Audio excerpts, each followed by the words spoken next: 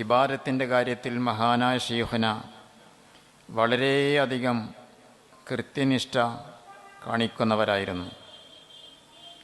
അവിടുത്തെ നിസ്കാരം തന്നെ നോക്കിയാൽ നമ്മളവിടെ നോക്കി നിന്നു പോകും. അവിടുന്ന് സുജൂദിലേക്ക് പോകുന്നതുമായി എഴുന്നേൽക്കുന്നതും അത് നമ്മൾ എവിടെയും കാണാത്ത ഒരു കൗതുകകരമായ ഒരു കാഴ്ചയാണ് ശൈഖുനായുടെ നിസ്കാരം. നിസ്കാരത്തിൻ്റെ സമയമായാൽ നമ്മൾക്ക് ഹദീസിൽ കാണാം, റസൂലുള്ളാഹി സ്വല്ലല്ലാഹു അലൈഹി വസല്ലം അവിടുത്തെ വീട്ടുകാരോട് സംസാരിക്കും, വിനോദങ്ങൾ പറയും. പക്ഷേ നിസ്കാരത്തിൻ്റെ സമയമായാൽ നബിതങ്ങൾക്ക് ഞങ്ങളെയും പരിചയമില്ല, ഞങ്ങൾക്ക് നബിതങ്ങളെയും പരിചയമില്ലാത്ത ഒരു അവസ്ഥയിലേക്കായിരിക്കും നബി സല്ലല്ലാഹു അലൈഹി വസല്ലം. അതുപോലെയായിരുന്നു ശൈഖുന. നിസ്കാരത്തിൻ്റെ സമയമായാൽ അവിടുത്തെ മട്ടുമാറും. പിന്നെ ആരും സംസാരിക്കുന്നത് ഇഷ്ടമില്ല. എത്ര വലിയ ആൾ വന്നാലും പ്രിയപ്പെട്ട ആൾ വന്നാലും ആ സംസാരം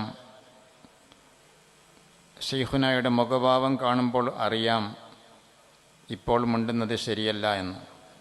നിസ്കരിച്ച് വന്നാൽ ആളൊക്കെ മാറിയിട്ടുണ്ടാകും.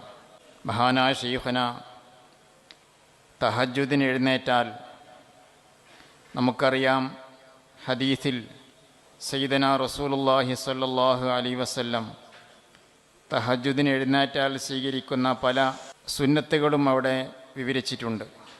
ഹദീസിൽ കാണാം, തഹജ്ജുദ് നിസ്കരിച്ചതിന് ശേഷം റസൂലുള്ളാഹി സ്വല്ലല്ലാഹു അലൈഹി വസല്ലം ചെരിഞ്ഞു കിടക്കും.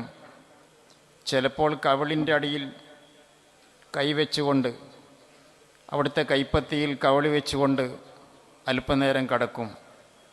ചിലപ്പോൾ കൈ ഇങ്ങനെ കുത്തിവെച്ചുകൊണ്ട്, എന്നിട്ട് ആ കുത്തിവെച്ച കൈയിൽ തല വെച്ചുകൊണ്ട് അല്പനേരം കിടക്കാറുണ്ടായിരുന്നു.